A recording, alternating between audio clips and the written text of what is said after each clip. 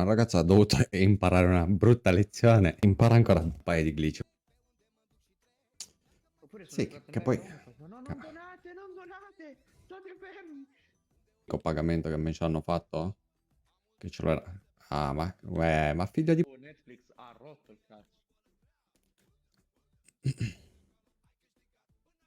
Beh, basta, con queste biciclette di merda.